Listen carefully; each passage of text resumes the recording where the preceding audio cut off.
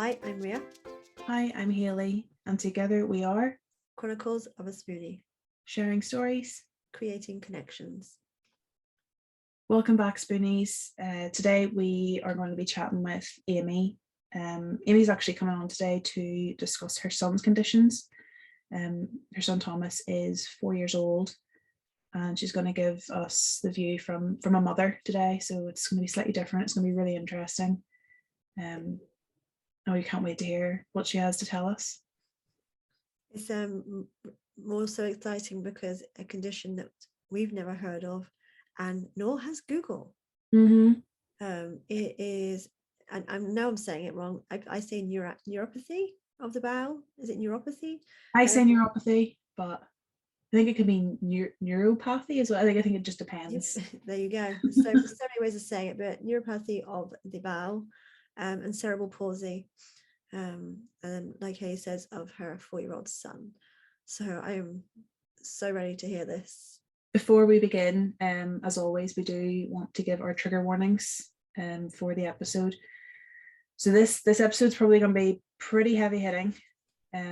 We will be talking about children, of course. As we mentioned, there will be talk of bowel functions and things like that, and it's going to be an emotional one. So grab a box of tissues, and if you don't think that this is the one for you, then maybe skip this one, because this is going to be a heavy hitting one. So we do want to make sure you're aware of that before you listen on. But do please come back for the next one. Today we'd like to welcome Aimee onto the podcast, and we really appreciate that. Today it's going to be tough for you, but we really do honestly appreciate you coming in and sharing Thomas's story with us. But before we get started, would you like to tell us a bit about yourself? I'm Aimee. I'm 31. I'm married to Sam and have 4 children, 2 girls, 2 boys, ranging from 12 down to 4. Thomas is my youngest. I like drawing and crocheting and just arty things. And we are serious binge watchers of anything but NCIS, CSI, Prison Break, just things that you can watch and watch and watch again and again. But yeah. Good taste in TV shows, that's all I got to say. Anything crime related, I'm in there with you. Yeah. Oh, we just like the long series. The good thing about those ones as well, though, is there's loads of series, so you can never run out. That's it. I always find when you get to the end of a long series, though, you end up sitting going, you have like an existential crisis because you don't know what to do with yourself once you finish it. Yeah. It's so true. I'm rewatching Grey's Anatomy at the minute. Okay. I've watched it several times, so yeah. But today we're actually going to be discussing Aimee's, your son Thomas, who is your youngest. Yep. Just an overlay. What are the list of conditions that Thomas has? Thomas has neuropathy of the bowel, cerebral palsy. They're the main 2. He does have what I class as smaller things, like he has his reflux, his unsafe swallow and things, but the 2 main big ones, which we believe cause kind of the littler ones, is neuropathy of the bowel and cerebral palsy. Definitely the neuropathy one's definitely something I've never heard of. I know we've had a little bit of a chat about it already, and I still have never heard of it. So we couldn't find anything about Google at all, so it's going to be interesting to. Absolutely. Should we start then with you said that you got a dumbed down version of it, which is great. Definitely love that. An explanation. Would you like to tell us what it is? Yeah, so we couldn't get our head around it when we first got told about it. Tried Googling it, like you say, got absolutely nowhere. Mm-hmm. So we basically just asked for can you break it down to what I would explain to a 5-year-old, because I can't understand this. And basically got told that our bowels are obviously smart. They know where to squeeze in a set order to push our food and everything where they need to in the time that it needs to digest it. Thomas's bowels are stupid. They squeeze where they like, when they like, in whatever order they like, as quick as they like. So sometimes it can move through all the way through way too fast and cause chronic diarrhea. Other times it can cause it to backtrack back up to his stomach and cause vomiting or to come out of his drainage bag. Other times it can just cause him really bad pain because it's kind of floating somewhere in the middle. So is it essentially like his bowels are misfiring, that they're just,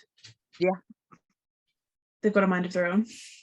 Yep, do what they want when they want. To be independent, apparently. Yeah, I heard you mention a drain bag there. Does he have a stoma then as well? Yeah, he has his central line, he has a peg, but all his peg is used is for a drainage bag. And then he also has a completely separate jejunostomy, which is where he'll have small amounts of milk as and when he's tolerating it.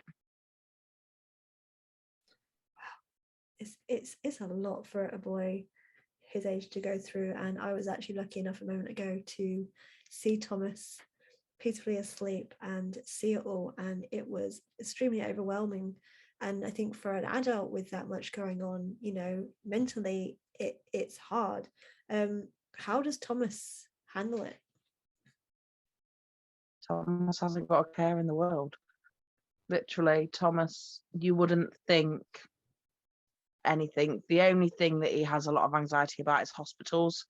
You have to explain to him, if you're going, even if you're trying to take him to the GP, you have to explain to him it's the little hospital, it's the little doctors with no beds. Otherwise he thinks you're taking him there to stay. But in the sense of his tubes and everything, it's what he's used to. If he hasn't got a drainage bag on and he feels sick, he'll come and tell you he wants a drainage bag. If he's tired and he wants to go to bed, he'll tell you he wants his wiggly on, which is what we call his TPN, because he wants to go to bed, and he associates having his TPN put on with bedtime, because that's what we do for safety, is it goes on as he's going to bed, so bulk of it's done overnight.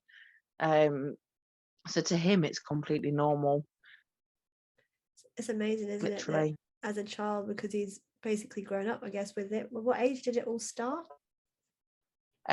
He had an NG, his first, we see the thing is with Thomas is it's gradually come over time. So it's not like he was born and we immediately started with all three of these tubes, and that's how it's been. And I think that is the main reason why us as a family and him have dealt with it so well. Is it's not that we were smacked in the face with it all at once, it's that it's kind of gradually got more complicated along the way. So to start off with, he obviously only started with an NG tube. Then we progressed on to a peg. Then when he wasn't tolerating that, we got the jejunostomy, and we had milk feeds running through that with his peg draining. Then when he wasn't tolerating that, that's when we got the central line for his TPN. So kind of it started, he had his first NG tube properly fitted when he was about 4 months old. He had his peg fitted at 9 months old. Just trying to think. He was probably 2, just before his second. He was trying to think back, June 2019. So it would have been about 18 months old when he had his jejunostomy fitted. And then just before his second birthday, that's when he started on TPN. Oh my goodness. So Wow. kind of built up over time. Yeah, but even thinking about that, that's, you know, within 2 years for all that to happen. Fast. Which was the first that he got at 4 months, which was the first? The NG tube, the nasal gastric tube. So what was it that triggered that to happen? What did you first start noticing?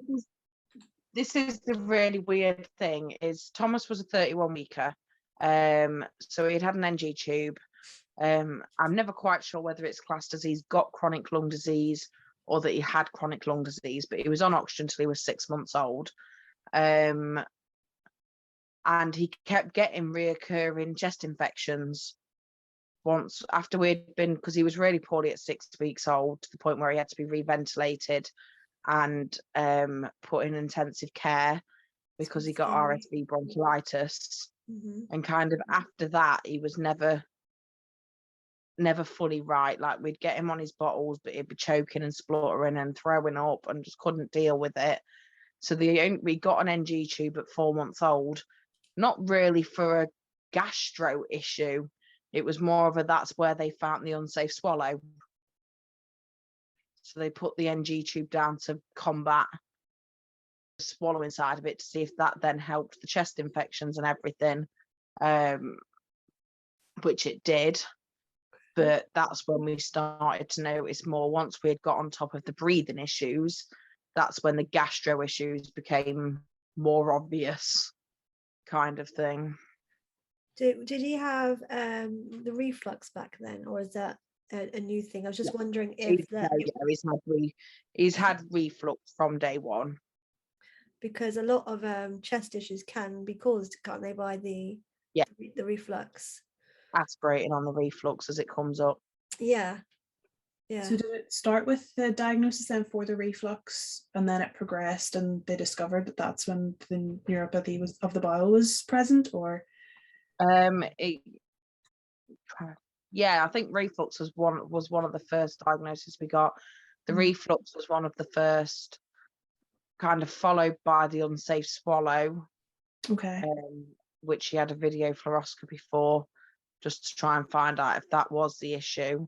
His main diagnoses we've got now, we didn't actually get them. The neuropathy of the bowel we didn't get until October 2019, so just before his 2nd birthday.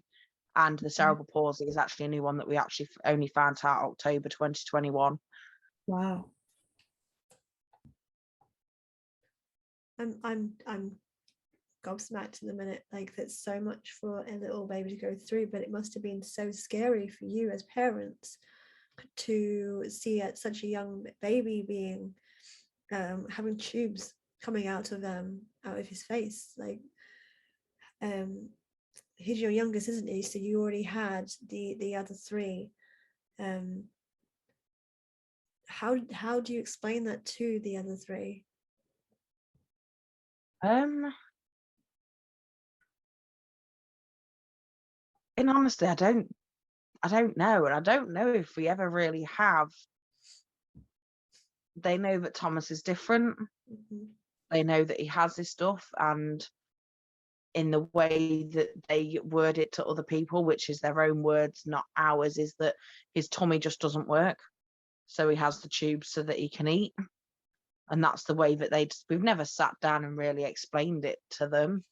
We've not had a great deal in the sense of in our family with children with disabilities and additional needs. Thomas is the first one in, and like our family, we've got things like autism and stuff like that, but actual medical complexities, Thomas is kind of the first one. But we've obviously always been really open with, they go to a small school that has a lot of additional needs children that go. One of Charlotte's best friends, Charlotte's my 12-year-old, her best friend right from day one in primary school is a girl that's got cerebral palsy, who's non-verbal, uses I believe it's called an eye gaze to communicate. Okay. Has no control over her arms. She's hoisted to get in and out. She can't sit up. But my able-bodied 12-year-old is her best friend. They email every single day. She goes round to her house. They go out to the cinema. Ashley came to watch Charlotte's part in Matilda. We took Charlie to watch Ashley's dancing thing. Like, we've always been a really inclusive family anyway in that respect. So they've kind of been brought up around it in one element, but not in the family. So we've never really explained it to them. They just know that he's different and he's Thomas. I love that. I'm sorry, that's beautiful. That's absolutely beautiful that they're just so open and accepting, not non-judging, and it just it's just wonderful to hear, because I know some families do struggle where other kids feel a bit left out, or but it sounds like you just are a unit. Don't get me wrong, there is tough days, there's trying days, there's boundaries that we struggle with, especially with the littler two, because Thomas is 4, Rosie's 5. Wow. There's not a great deal of difference, but there's obviously particular different rules for different things. For instance, dinner time, always a touchy thing when you've got a gastro issue, child, person, whatever. But with Thomas, we have certain foods that we call safe foods that he can eat because they'll come out of his drainage bag, or that we know he'll be sick, but some days we just think he needs to enjoy it, and he obviously feels the same because he'd stop if he felt ill. But we've always had the rule with Thomas is we'll always dish him a little bit up and put it on the table. It's his choice whether he eats it or not or walks away. We don't force him to sit at the table. He has the choice to either come and join us or carry on doing what he's doing. He can come and join us and get down when he's had enough, because I'm not going to sit and force him to eat something we really don't realistically want him to eat. But then at the same time as you're telling this 4-year-old that he can get up and do what he wants to do, you're also trying to tell a 5-year-old she's got to sit down and eat at the table and she's not allowed to move. So there is times where Rose is like, oh, well, you love Thomas more because you're letting him watch the telly or you're letting him do this. But I think that's just their age. 9 times out of 10 we're good, and like you say, it's a unit and we do what we need to do. But I don't want to paint this perfect picture that it's all hunky-dory all of the time, because it isn't. There is times where they're fed up, they just want that, and I hate the term absolutely, but they just want that normal situation that sometimes we don't get. Yeah, and I can imagine when Thomas is in hospital and you and Sam are having to be away at certain points, that must be really hard too. The ones at home don't know it's not hard on the kids so much, because we keep things as normal as they can. It's hard on me and Sam, I think, because Sam doesn't come to the hospital. Sam stays at home with the children at home, so that they've got that continuality. They don't have to go to people's houses. They don't have to miss schools. Things are as they should be. Thomas is in the hospital. Normally, as horrible as it is to say to start off with, is that poorly and tired that he doesn't really even notice. Once he hits the point where he's well enough, we come home for day leave and stuff anyway. Me and Sam just make ourselves very tired, because I'll spend the day with Thomas. When he hits the point that he's settled down and asleep, I'll come home, put these kids to bed, do any washing I need to do for myself, do anything that Sam needs help with, and then drive back up to the hospital 11, 12 at night once these are asleep, to be there so I'm back up there for when Thomas wakes up in the morning. That would really take its toll on your relationship too, because I mean, you two are separate a lot of the time. And we run as 2 separate units. And it is really hard. But without you 2 separate units, there wouldn't be the consistency for your kids. Like, the amount of love that you 2 have is just so clear. 9 times out of 10 it works. Sometimes it's hard, like when Thomas did in 2019. Thomas did 9 months straight in Sheffield Children's Hospital, because that was when things kind of went really bad with it, and that's when we got TPN established. And right at that time, Kalia, who supply our home PN, went into a crisis and refused to take on any new patients. So we ended up stuck in hospital because there wasn't the company to provide his feed at home. And that was okay, but that hospital's an hour and 15 minutes away from home. Wow. Which meant I was driving backwards and forwards and making myself really tired. And the other issue that we had then is that we had actually ran as 2 separate units for that long, that when we then tried to merge back into the one unit when we got discharged, it wasn't an easy transition for anybody. So starting over. It was rebuilding up boundaries, rebuilding up who does what, and not just in the sense of the kids, in the sense of me and Sam. Where did his role fit in with Thomas, because I'd been in the hospital doing it all? Where did my role fit in with the kids at home, because he had been doing it all? Wow. That's tough. Especially that 9 months long, like you said, it's almost a year, isn't it? So to not to be apart for so much that I can't imagine how hard that must have been for you guys. I know it's a must and you haven't got a choice and you have to hunker down and get on with it, but that would have been in the middle of COVID too, wouldn't it, when he was in hospital? No, it was before. Maybe it was 2000. When was COVID? When did COVID March start? 2020 we went into lockdown. Yeah, so no, it was 2019, so it was before COVID. Okay. It was before COVID. Luckily enough, because if it was COVID, I don't know what I would have done, because that would have made a really hard situation even harder. It's crazy.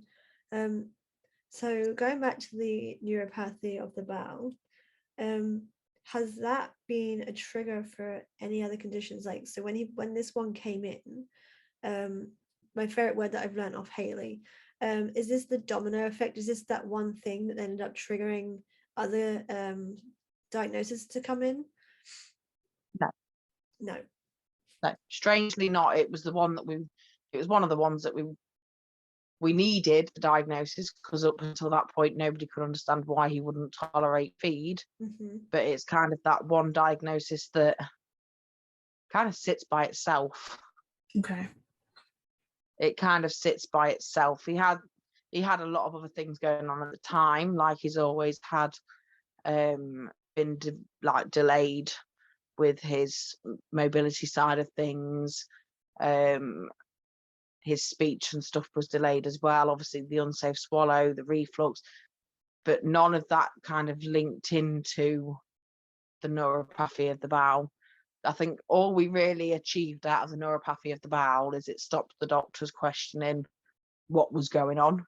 Right. Because we got the name. Got a diagnosis, and now like it just start explaining everything. I don't even feel like it has explained everything. I feel like it's given us a title and that's it.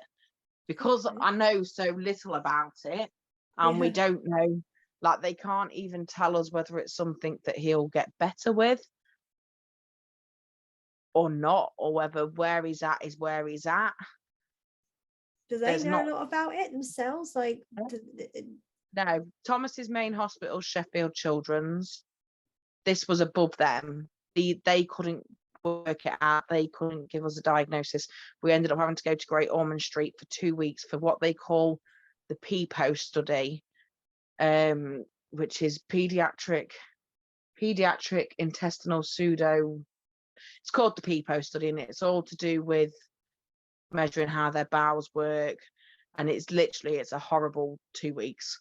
It's a horrible 2 weeks where you go over there knowing what tests they're having what day, and it is literally test after test, anesthetic after anesthetic, just so that they, in that 2 weeks, it's all literally timetabled so they can fit as many of the tests in as they can in the 2 weeks.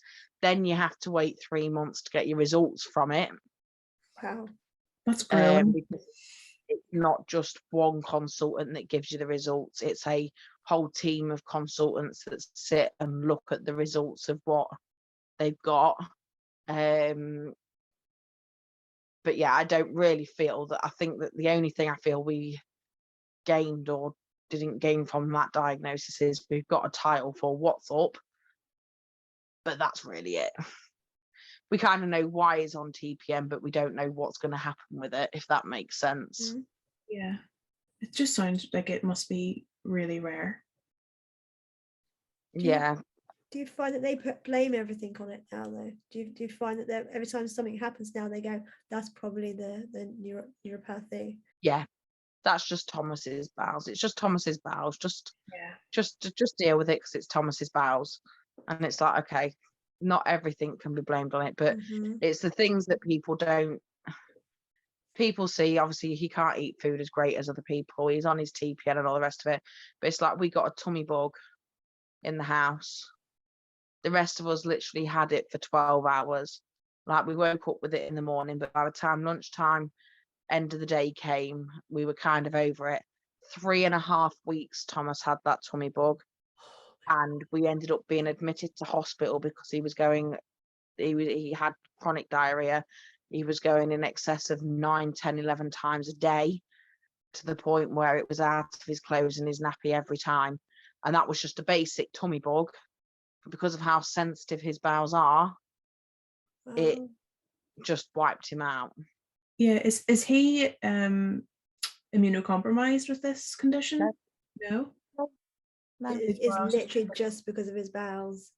It's just because of how sensitive his bowels are, Wow. and it just threw him off. No, my way of saying to people is Thomas isn't a poorly child. When I hear the word poorly child, I imagine a child that's, bless them, going through cancer and things like that. That's a poorly child. Thomas is just a child that's different, that as long as he's fed correctly, he's well. Yeah. I wanted to ask how you find dealing with it with the cerebral palsy side, like if that changes anything. But before I do that, and go down that road, can you explain a little bit what cerebral palsy is, or what it is for Thomas? Cerebral palsy, I think it's, I can't remember how it was explained to us, but it's basically he's got brain damage of some form, which we believe for Thomas was caused by either when he was born, because my uterus ruptured and he was born at 31 weeks, or the fact that when he was 6 weeks old, he had to be reventilated because he got RSV bronchiolitis. For Thomas, in actual fact, 9 times out of 10, you wouldn't even think that he's got it. We didn't think that he had it. It was only after having an MRI just to rule out why he walked a little bit wonky, Okay. that we found out that he had it. We always just put down, because for Thomas, it mainly affects his left side, mainly his left leg. So when he sat playing, you would not have a clue. You would not have a clue. If you were sat at the table playing, you wouldn't know. If you were sat talking to you, you wouldn't know. It's only when he gets up to start walking, and even then, he still walks independently. He can still get up and walk across the room. He can still run, albeit a little bit slower and clumsier, but he can still run. But he walks on his tiptoes with his legs turned in and his knees kind of crouched. Okay. So kind of like he's pooped his pants, to be a little bit mean, but on tiptoes. And that's because his muscles are far too tight on his left side. Us and the doctors didn't think that he had cerebral palsy. We just thought it was a delay down to the amount of time that he had spent in hospital.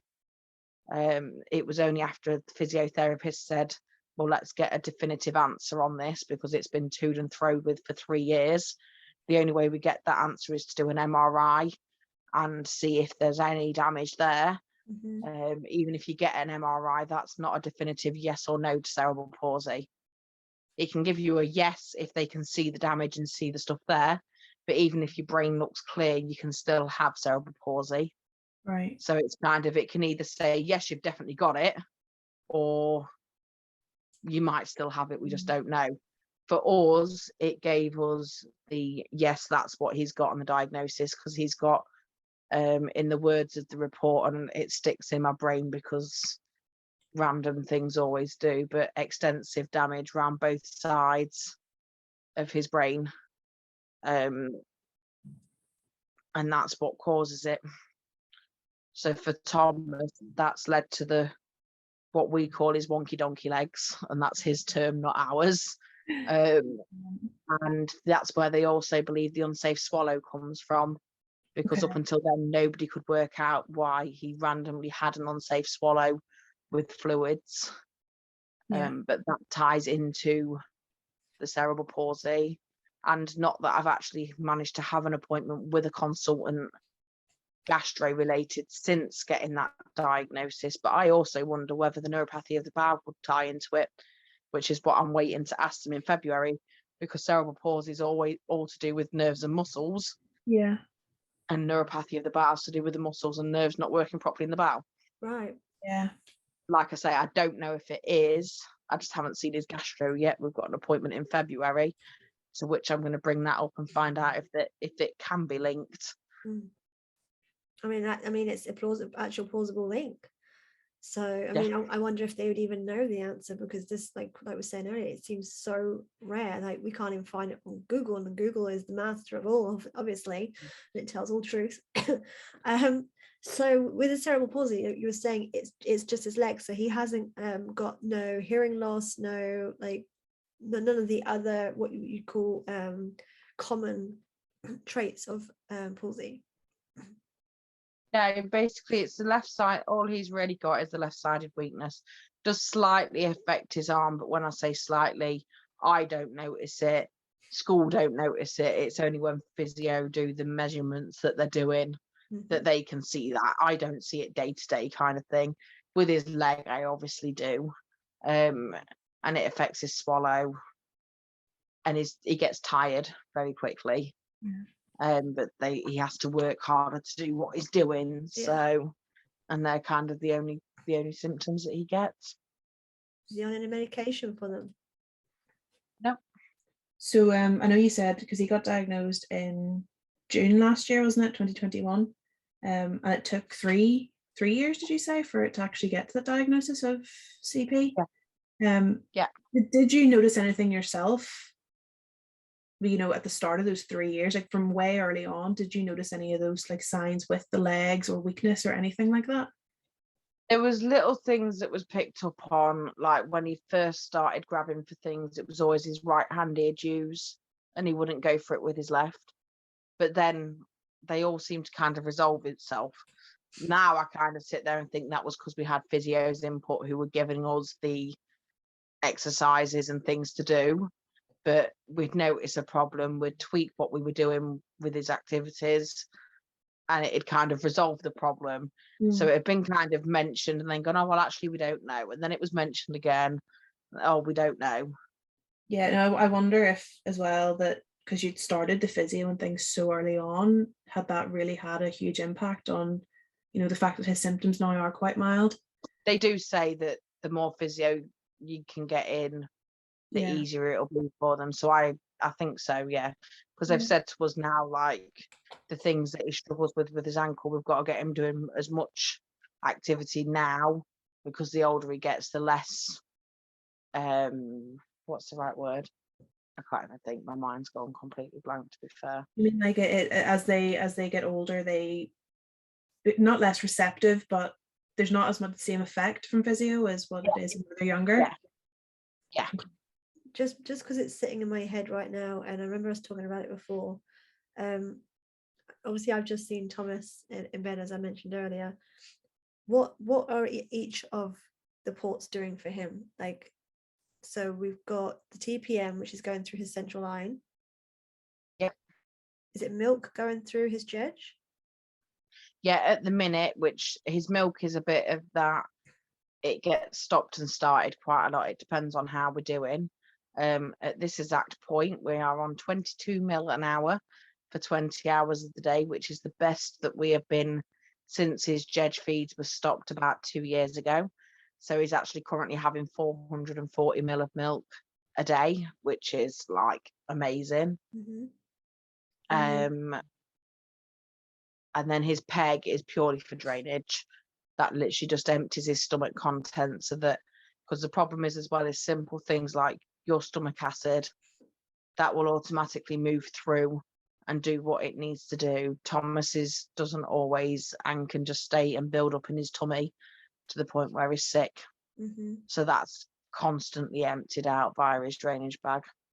And then wonder too, can the reflux maybe be linked to that as well? Because obviously the acid and everything, if it's getting pushed back up. Yeah, that can be linked into why, because it's sat there and it just does whatever it wants to do, which is one of the reasons why he also has IV esomeprazole to kind of try and battle that, because obviously we can't go, most children with reflux, they'll go down either like Gaviscon or, I don't know, lansoprazole. I'm just naming a few that they had us on when he was tummy fed. But because he's not tummy fed, and also you can't really put reflux meds into a bowel because it doesn't have the effect, because it's not going into the tummy, we have to go straight into a central line to give that, so that it has the response that it needs. And how long is he on his TPN? Like, what's we are actually down to 12 hours a day. Oh, wow, I was not expecting that. 12 hours a day. He gets hooked up at 7 o'clock at night and disconnected at 7 in the morning. So it works out nice in the sense of keeping him safe in his bed. Fantastic. And how does he cope with the milk being on for 20 hours? Does he have like a little backpack or? Yeah, he has his little Hey Dougie bag that I've altered so that it holds it for him. That's one of them things. It varies from day to day. Some days he'll have it on because obviously once he gets up out of bed, he's got to wear that himself, which then puts an added strain onto his legs and his muscles and whatnot walking around. So some days he'll put it on and he'll not have a care in the world. Other days he'll deliberately kink his pipe so that his pump beeps so that he can tell me it's finished, because he associates the beeping pump with it being finished. Yeah. So he will kink the milk feed himself so that it occludes the pump so that it beeps, so that therefore in his brain it's finished and I'll take it off. I love it. So yeah, some days he's great with it, other days not so much. I can imagine he must get fed up sometimes, like just wants to be free. You know, as you know, I'm TP and fed, and sometimes I just take my bag down a few hours early because I just need to. You know, Thomas has threatened to pull his central line out before. Thomas has pulled his central line out before deliberately. Oh, Yeah. oh, that must have hurt. Well, I don't know. He was asleep in bed when I found him, so it couldn't have hurt that much. Oh, It's my cuffed goodness. in. It sits. The cuff sits and embeds in the muscle and that lot. So to pull that out, that's a big yank. And No, he left the cuff in his skin. He managed to pull the line off the cuff. That's impressive. it's impressive, but I'm the one sat here holding my chest because I'm like, oh, Yeah. We don't even know how or why, but we put him to bed and we have video cameras set up so that if we're downstairs, we can still see him. But I'd come up, I think we put him to bed at about 7:30 and I'd come up at 8:30 to come for a shower. And one of the things that both me and my husband do is if we get up, even if it's to get a drink downstairs, we'll just run up the stairs quick and check on him, check on all of them. And I couldn't work out why his bed was wet. So I started rummaging around thinking, has his nappy leaked or whatever? And then it was like, no, there's your central line feed in the bed. And then I was like, whoa, wait, there's your central line feed in the bed. And he was fast asleep. And we were really lucky because that's the second line that came out. The first line came out because he stood on it. He bent over, stood on it and stood up. And that one bled and bled and bled. That was scary. That was scary, and obviously the protocol is to ring an ambulance and go straight to hospital. So the first time he did it, which wasn't his fault, that bled and scared the hell out of everybody in the house. This second one didn't even bleed. There was no blood in his bed or anything, but he had literally pulled open the top of his vest, pulled off his dressing. So his central line was dressed fully with an IV dressing. He pulled that off and pulled his central line out and then rolled over and went to sleep. Oh, so he did it, he purposely did it then? Well, I am assuming that he did by the fact that I wasn't there and didn't see him do it, but the fact that he had got into his clothing and his dressing had been taken off. The cuff was left in, so my guess would be the cuff has blocked the path for the blood to pump out. Yes, that's what the hospital said, to be fair. See, I had a troll in my live the other day who asked me what would happen if I walked over and yanked your line out. And I said, well, I'd have to go to hospital and get a new one. Like, and now I know what happens if you pull a line out, thanks to Thomas. Like, yep.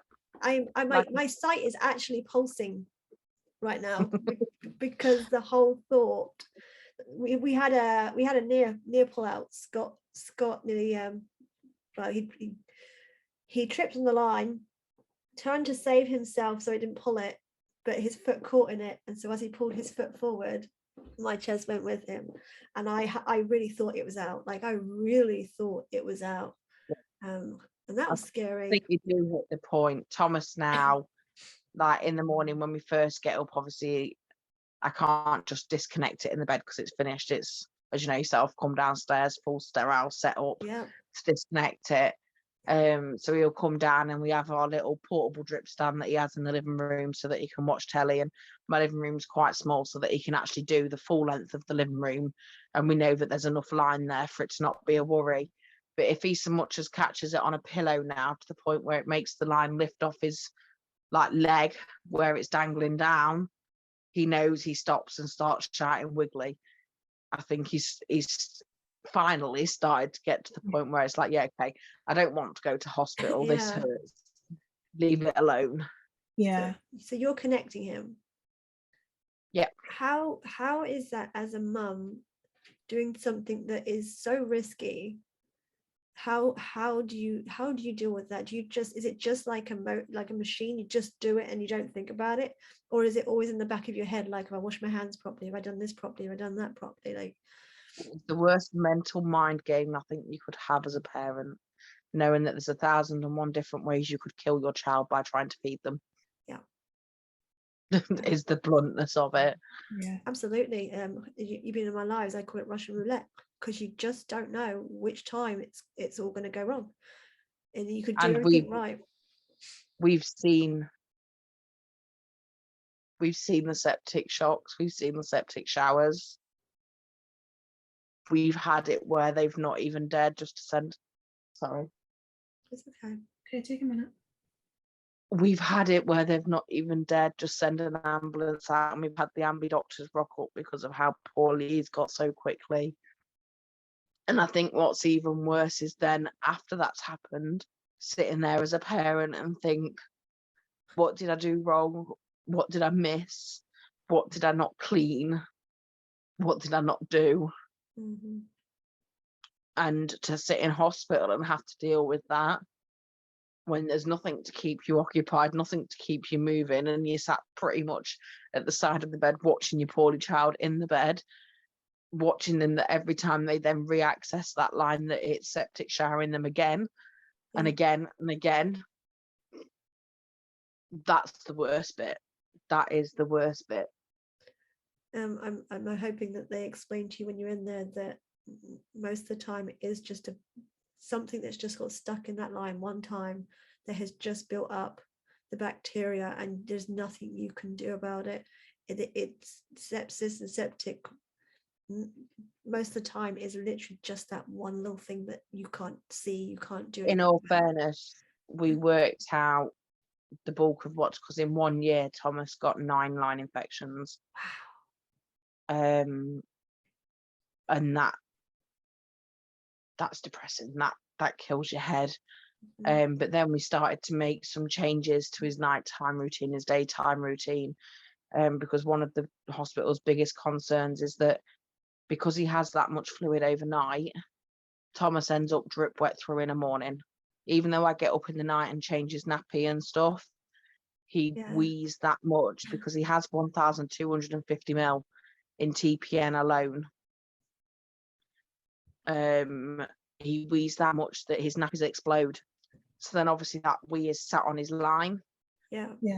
And no matter how much I try and clean that, I can't physically see that to know that I've got all of it off. Exactly. So now in the morning, if we get up and Thomas has leaked, before we disconnect him, he goes straight into a bath, in which he's bathed in like a Hibby scrub type thing, antibacterial skin wash. Mm-hmm. Then before we still then touch his line, we do a complete dressing change, which we have to do whilst he's connected, because at this point we're trying to get any contaminated thing off his skin from near where, then we can disconnect him. And since we've done that, I think in 2020 Thomas had 9 line infections. In 2021 Thomas had 4 line infections, and touch wood, at this point the last line infection that Thomas had was October. Wow. Oh, I hope that continues. I really do. So, that's a lot to go through in a morning. Yeah. Yes. Every single morning. Yes. And getting 3 other kids ready for school at the same time. Getting 1 kid ready for school alone can be tough enough, never mind 3 kids plus that routine with Thomas too. I did just want to ask, I know, Ria, you know all about sepsis and things too, but I wondered, Aimee, if you could explain a little bit about what the signs are. You know, if anybody's listening, they could be aware of what signs to look for with that. So actually for us, with most people will tell you that one of the first signs is a temperature, but that's not actually what we see or what we've seen with Thomas every time, first time. For us, the last time, the one that made him really poorly and ended up with the whole Aimee doctor and everything out, the thing that we got was that he was just sat, he looked very pale and he started shaking. I'm not talking a fit shaking, but like he was shivering. And even still at that point, because as soon as Thomas starts shaking, we do temperature, we do blood sugars. And even at that point, his temperature was still normal whilst he was shaking. But it wasn't right for us, so we had already phoned 999 because it was like he shouldn't be shaking the way that he was shaking. Like I say, I want to make clear it wasn't a fit. He was still fully with it. He was still trying to talk to us and everything. But you'd think that you had just dumped him into snow whilst he was naked and wet. Yeah. That's how bad he was shaking. And then that kind of went on for a good 10 minutes. Then the temperature shot up. And the temperature is obviously a massive giveaway. Yeah. We have a very, very low threshold with Thomas for temperatures. So obviously the normal temperature in a child is 37.5. If my other children got a temperature of 37.6, 37.7, I wouldn't even think twice about it. Mm-hmm. But if Thomas gets a temperature of 37.6 or above twice, he goes to hospital. End of. We have no say about it. Straight in for 48 hours. Line cultures taken, antibiotics. Have very, very low threshold for temperatures. And they're the main signs that we tend to get, is the shaking and the temperature. And as soon as they start as well, for anybody that's got a line, our first thing to do is we stop his feed, is TPN. We stop it. We don't disconnect it because I'm not flushing the line. The line needs to be flushed when he's with doctors, just in case it is in the line. But I always stop and clamp his line. And you'll see a difference. That last one, by the time the Aimee doctors got to us, because I had stopped his feed, he had pretty much stopped shaking and was talking to them about Blippi when they got there, his favourite programme. So just knowing what to do in that situation, like that you were just so on it with it, it's incredible, because it would be so easy to flap. You just go onto autopilot. I think literally even the ambulance drivers chuckle when they, not that they should chuckle, but you know what I mean, they come out and they're like, what on earth's gone on? Because by the time they've come out, Thomas is sat with his dad. I've packed our bags to go. I've got everything that we need. I'm dressed. I've got my shoes on. He's got his blanket, his feed. I've got the ice pack out the freezer and packed up the extra TPN that we need to take with us. And as soon as they walk in, I'm like, right, do his obs. Let's go then. Yeah. Because you just autopilot and I think once you've been through it once or twice, you know what you need to do so you get it done. Yeah. Like, it doesn't always work like that. The first time that he pulled his line out and it was bleeding like mad, I was shaking that bad that my 12-year-old had to open the packet of gauze for me. Like, it's not that it's just naturally hit the point where that's how it works, but I've just hit the point where mum switches off and nurse comes in.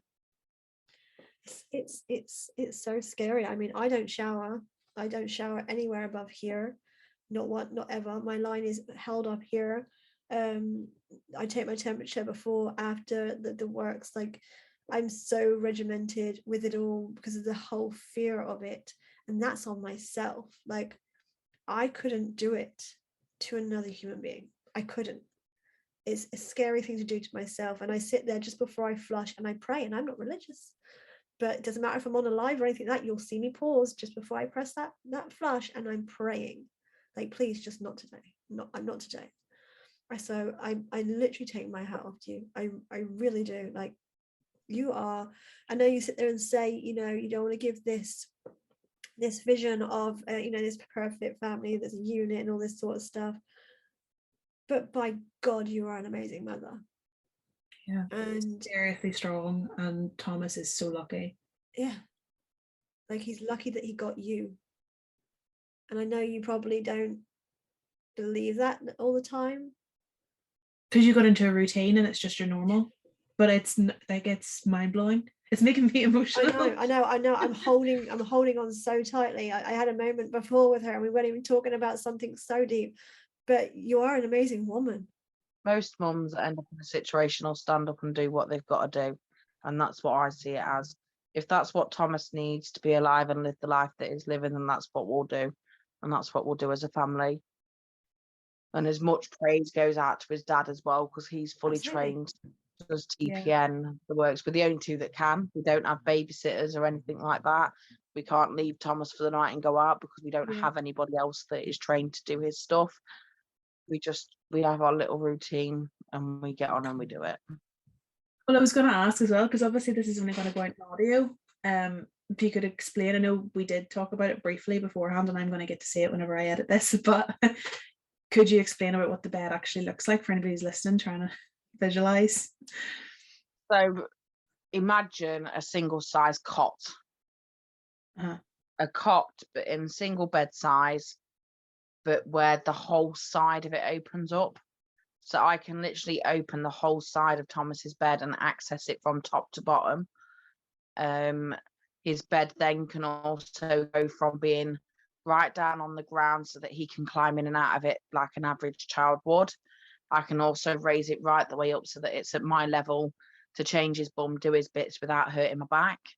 And also the bed inside is a profile bed, so I can sit it up if his reflux is a bit rubbish. I can sit it up a little bit and put it back down.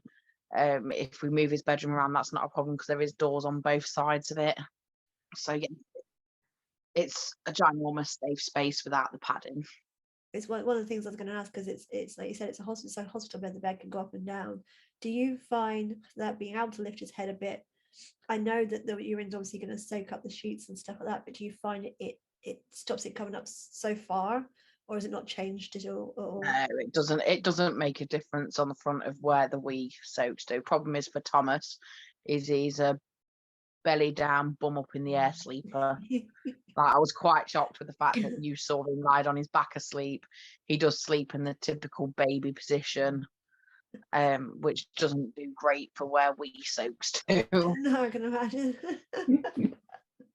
Oh, bless his heart. It's so good though that he feels comfortable with all the lines and ports and stuff, that he feels comfortable to get into that position.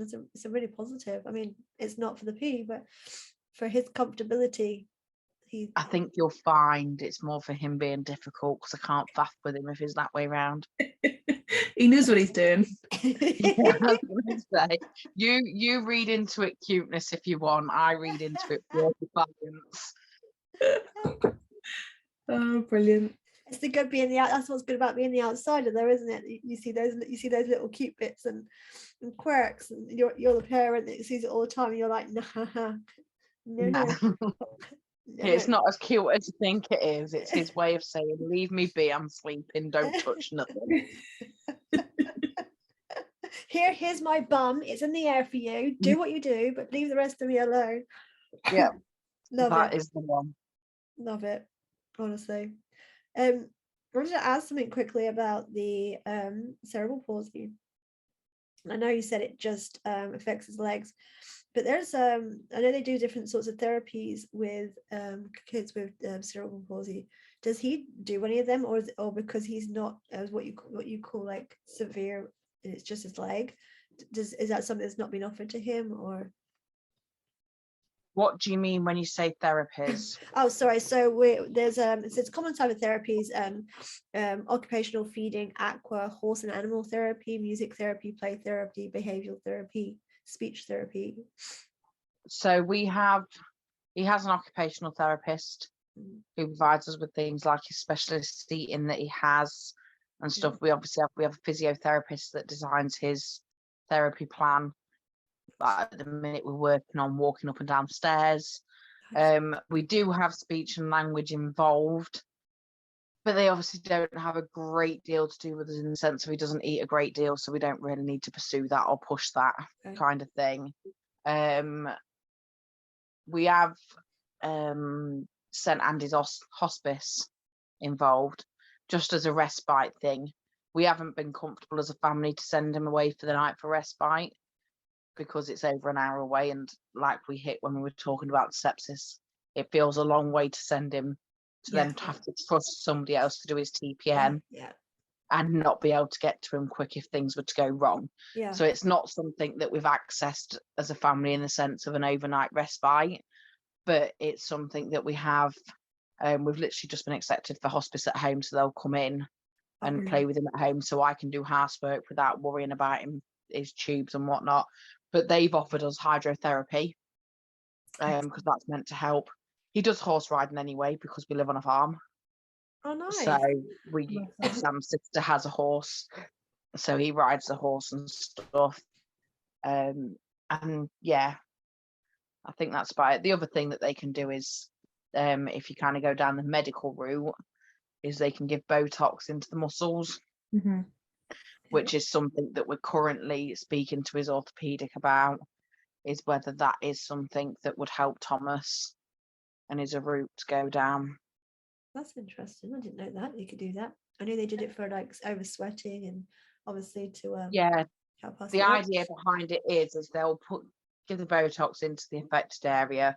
That kind of shuts off some of the receivers that says this muscle's too tight. So then once they've been closed off, it's not the Botox itself that actually helps, it's the intense physiotherapy that you can do in the kind of 12 weeks after you've had that Botox. That's what helps.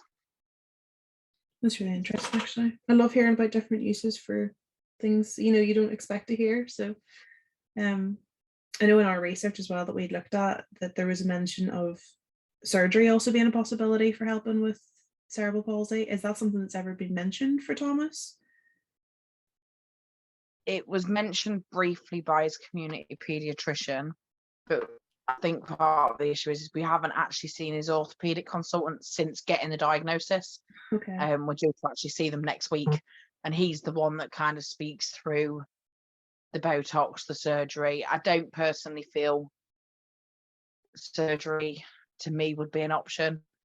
It might be they suggest, but I think even if they did suggest it, I think for me as a parent, I would say no. I feel that he's had too much go on, and whilst he's in such a good place, why are we going to start messing with things? No, that's completely understandable. I would agree. I just sort of wondered if it was more, I don't want to say last resort, because it's not a last resort with anything like cerebral palsy, but if other things weren't working. Yeah, it is something that they've said to us is a possibility, but it's not been spoke about any further than that. For you as parents, for you and Sam, what kind of support do you get, whether it's emotional or, because I know you mentioned the at-home hospice, they'll be coming in to do things to help you, give you time back to the day. Are there any other services that you use or know of that have provided the family with support? No, we've struggled for support as a family, to be honest. Since being discharged, they've tried to get us help with carers in the morning, which we've been turned down for multiple times, and got told even at one point that our child had no more needs than an average 3-year-old. The hospice from home is something that they're sorting, but we're yet to actually see the benefits of. Other than that, we have our community nurse that comes in once a month to do bloods. I have a disability social worker, but she's kind of more behind the scenes, doesn't actually help up front. We don't have any family that are trained to deal with Thomas. We have people that we can ring and speak to and rant to, both family, and I'm quite close to one of Thomas's key workers, in the sense of if I'm having a rubbish day, I can just ring her and have a rant. But other than that, it's me, Sam, and the kids. I am dumbfounded.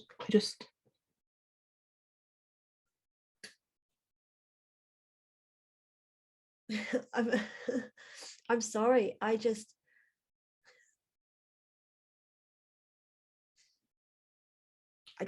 understand that. I don't understand that. For all the things I've seen people get support for, and you are taking care of an amazing warrior who is going through way more than an average 3-year-old and goes through so much at hospitals as well as his everyday routine.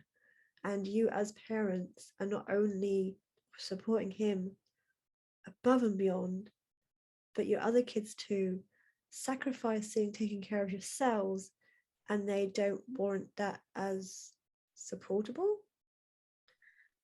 They've literally been fighting it. Like I say, November 2019 we were discharged from hospital, and that's when it was first applied for extra help. They're now trying to fight it for a fourth time. His specialist TPN nurse and the disability social worker are now fighting back for a fourth time to try and get us help, and that was even whilst we were caring for Sam's mum as well as dealing with Thomas. That's what I was going to say. This isn't a fight that needs to happen. This isn't something that you should need to battle, because you've got enough going on without having to try and battle to even get help. Basic way it's worded is, when I crack up and something goes terribly wrong, they'll step in and help. When I hold my hands up and say I can't do it, which I have done, I have sat in hospital and I have cried and I have said I can't do this anymore. I have sat and said that it's not fair on the kids, it's not fair on Thomas. Nothing changes it until the day that something terribly goes wrong, because we were beyond a point of tiredness or whatever. That's when they'll step in and do something, because they've got to. Until that point comes about, it won't happen. Me and Sam can't even go out for a meal at night time. Me and Sam can't decide, oh, do you want to know what, we're both going to have a drink tonight. We don't get any of that downtime. I don't even get to my kids don't get to wake up on a school day and just wake up nicely and get on with it. I start my morning routine on a school day at 5:30 in the morning. If I want to make any effort myself and wear makeup or do my hair nice, I get up at 5, just so that I have that half an hour to do my bits before I start on Thomas. By that point, I've ran a bath, ready to wake Thomas up. We've done IV meds, IV dressings and feeds, just so that I can have Thomas at a point that then when the others wake up, I'm not putting pressure on my 12-year-old because Sam's gone to work. I'm not making a 12-year-old do a parent's job.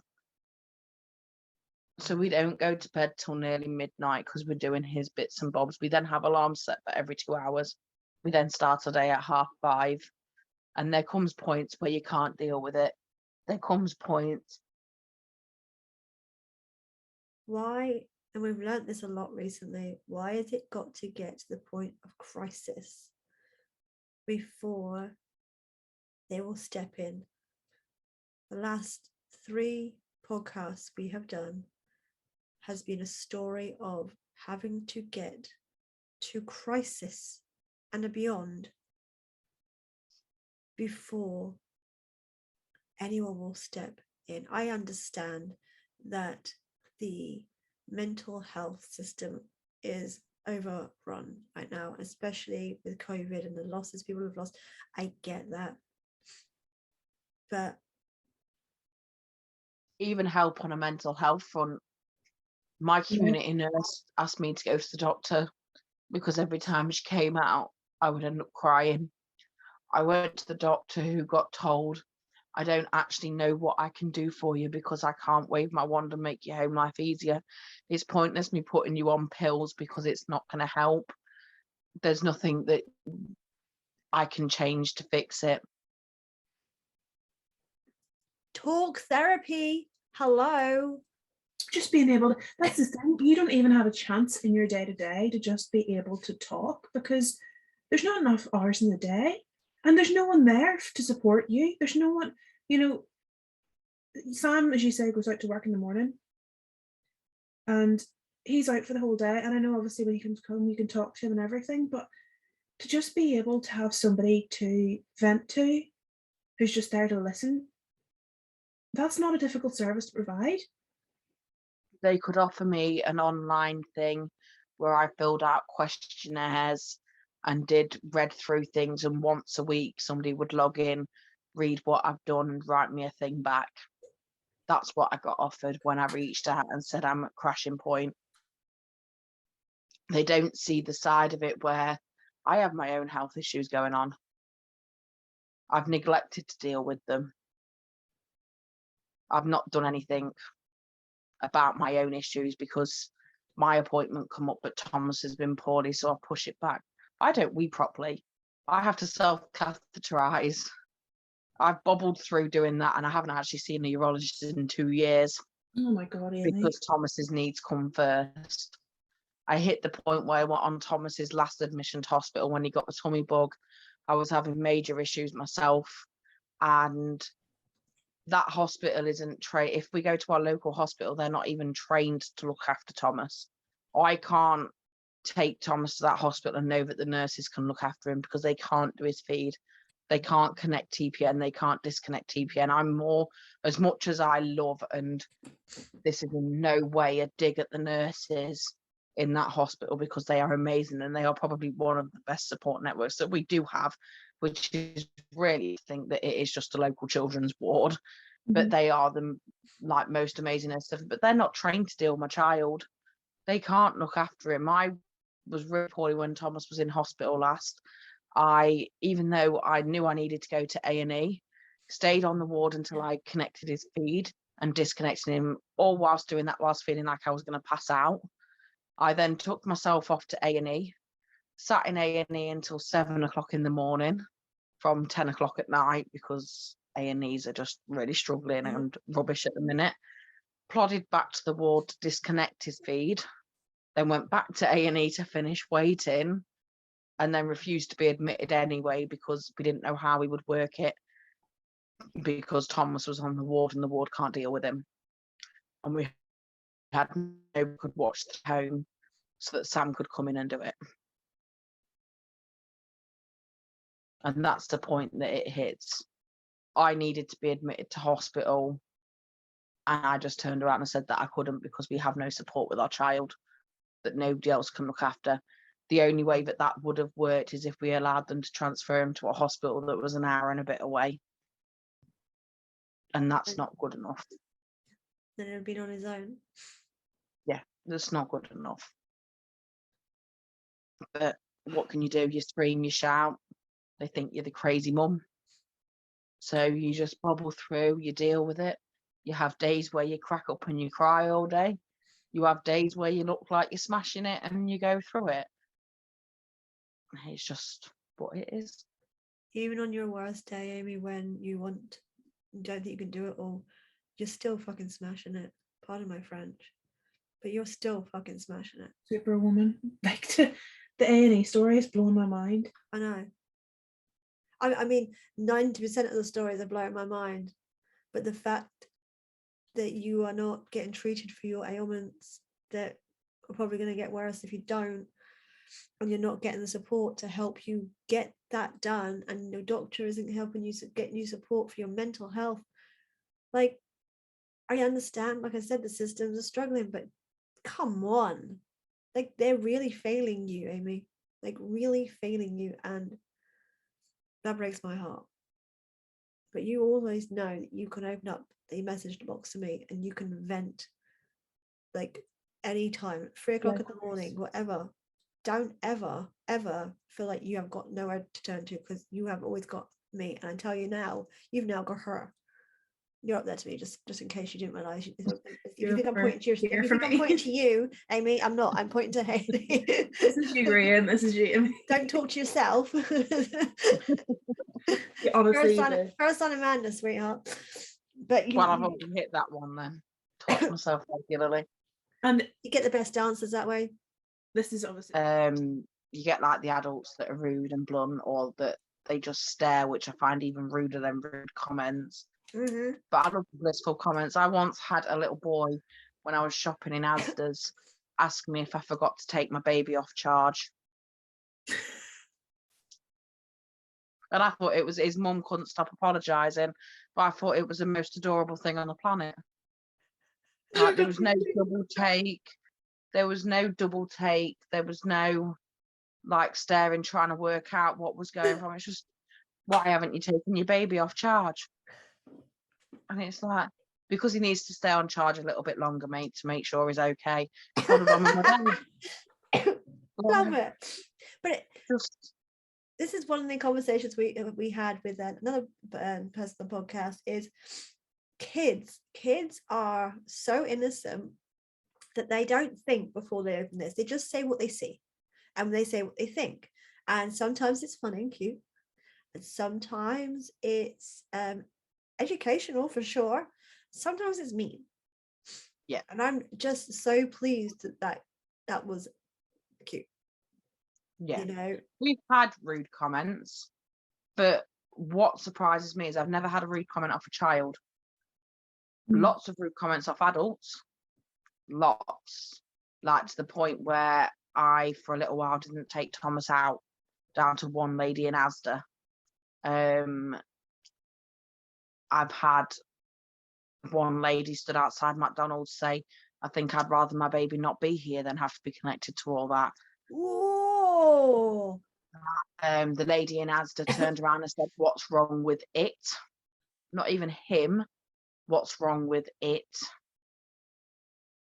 But they've always been adults that have either made these comments. Fair enough, kids stare.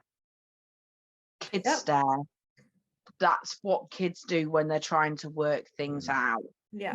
What's going on here? Adults know better. Or should. But yeah, it's the rudeness of adults. We had it with a little boy in school, and I actually felt his parents were a little bit rude, and to the point where I said something to him. You could see him looking, and he was just looking at Thomas, trying to suss out his drainage bag. When Thomas is doing quite a bit of walking, he has a walking frame that he uses just to sturdy himself up. And you could see him staring. All you could hear from his mum and dad is, stop staring, it's rude. And in the end, this went on every morning in the line up to get him for school. And in the end, I went to the mum and dad and I was like, look, I'm not being funny. I says, but I find it quite offensive that all I can hear is you telling him not to stare. I says, the way to stop him from staring is let him ask what it is he wants to ask. Yeah. Let him ask the questions. Let me explain it. Then he won't stare anymore because it will be normal. And lo and behold, the next morning in the queue, he turned around and says, why does he have the bag? What's the bag dangling near his leg for? I explained it to him. He's never stared at us in the queue to get into school again. All about education. Kids absorb information. It's what they do. It's what their minds are about at that age. You know, they want to know everything and anything. Like they see something on the floor, like chewing gum, they go to pick it up because they're like, oh, what's that? Why is it on the floor? You're like, gross, get off. Like, and you tell them what it is and why it's not nice to pick it up. So why is it with health that we don't do that? Why is it with health that, you know, we shelter? Yeah. So I think it's one of the reasons I'm so open, because the more open you are, the less negative you actually feed you get back. But you can only do that with the people that want to hear it. You can't force it. You can't force it into stupidity, you know. So for those that call we're quite lucky in the sense of that the school that Thomas is in is amazing. Things like he got a colouring book for Christmas that my mum actually found on Amazon that is different animals with feeding tubes.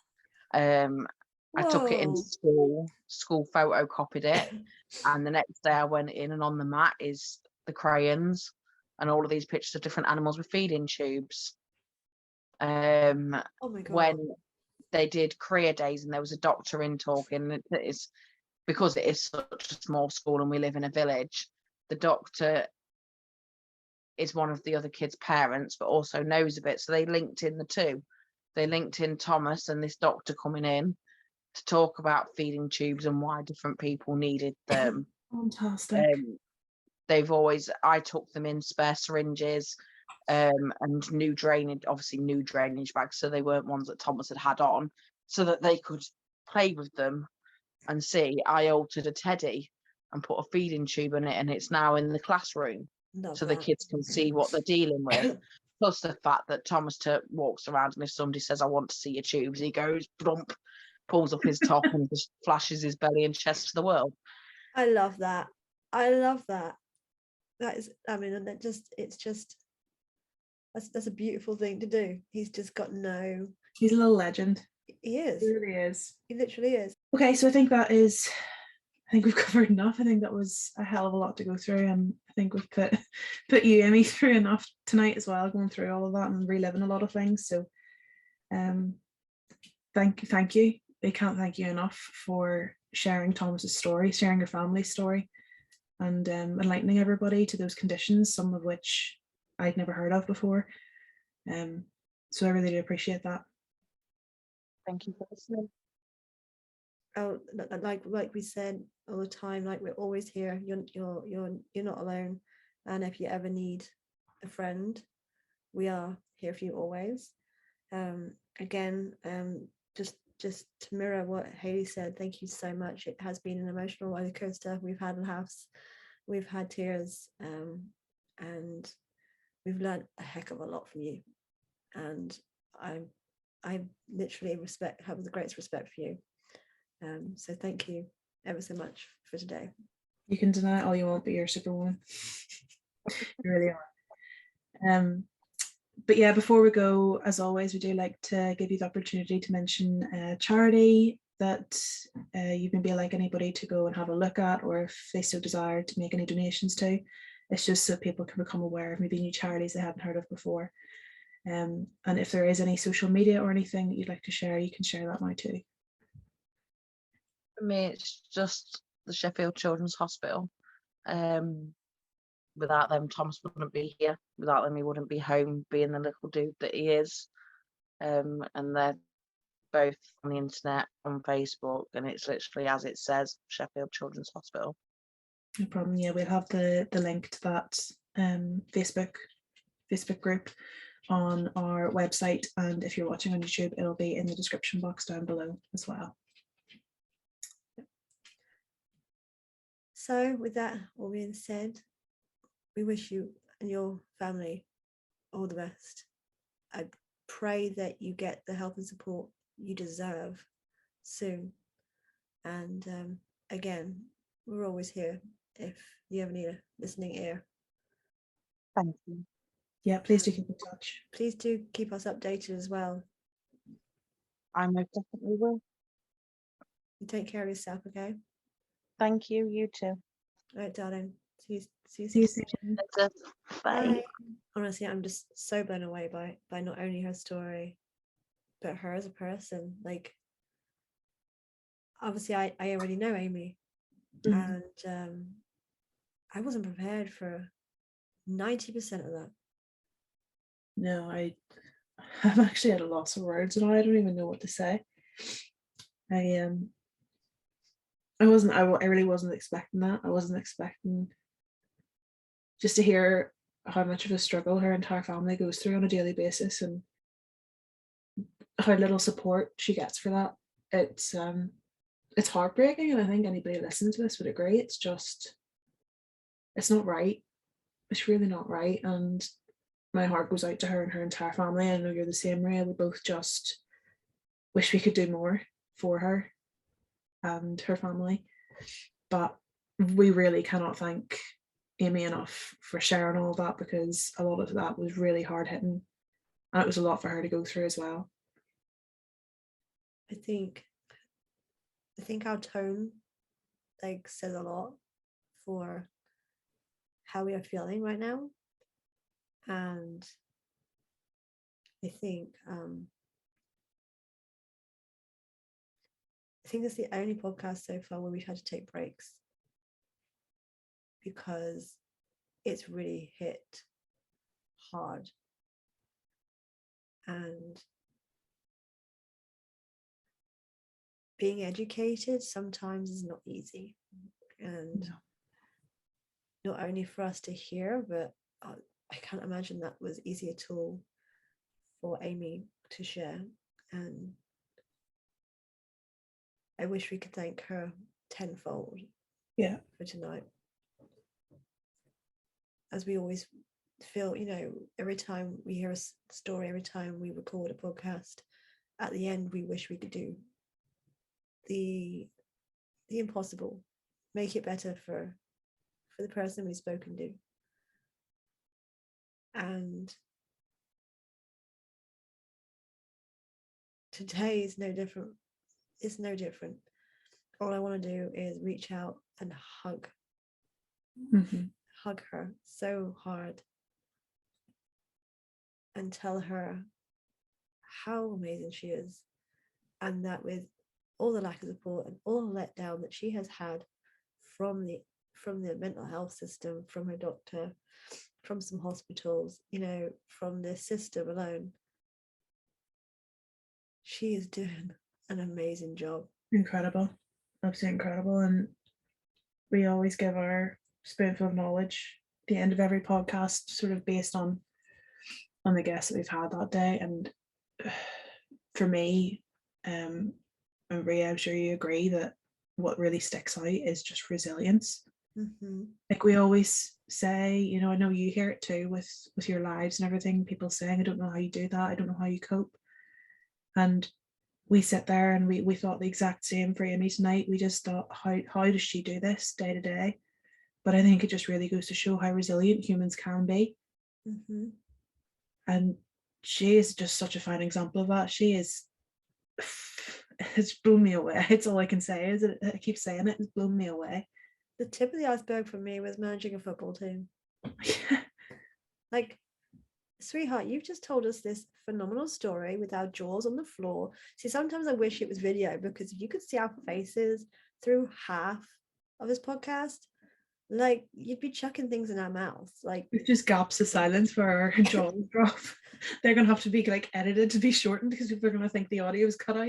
Exactly. Everyone's gonna think, oh gosh, hang on a minute, my sound's gone. No, okay, no, it's just them being gobsmacked again. And then she, at the last minute, chucks in, oh yeah, I helped manage this football team. If everything else wasn't enough.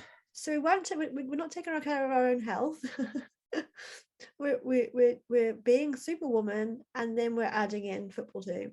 Like, I get why she's doing it, because Yes, it's being a part of another kid's life.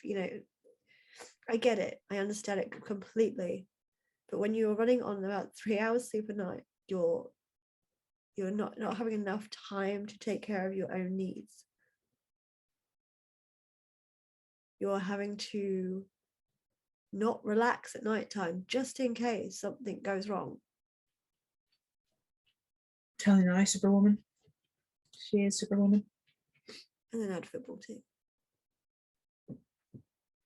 Superwoman. And I moan about putting my feet up. Yeah, well, everybody, as we always say, everyone's story is valid, and yeah, we do hear ones maybe for us that are just so much more hard hitting, but it's never taken away from anybody else's story. And absolutely not. We really want to make that clear, that it's not that anybody's worse off than anybody else or anybody's better off than anybody else. Your struggles are valid regardless of what you're going through. You don't compare your situation to somebody else's, because you only know your situation and how it affects you is valid. So I think that's a big thing as well to take away from this. double whammy with spoonful of knowledges today. But yeah, we want to thank you all for listening again. If you made it the whole way through without a tear, well done, because we didn't. We really didn't. And yeah, we really hope it has been educational too, as emotional as it was. We do really hope that you learned a lot, because there was a lot of medical knowledge from Aimee in there. Yeah. And yeah. I guess with that said, it's a bye from me. That's a bye from me. Bye.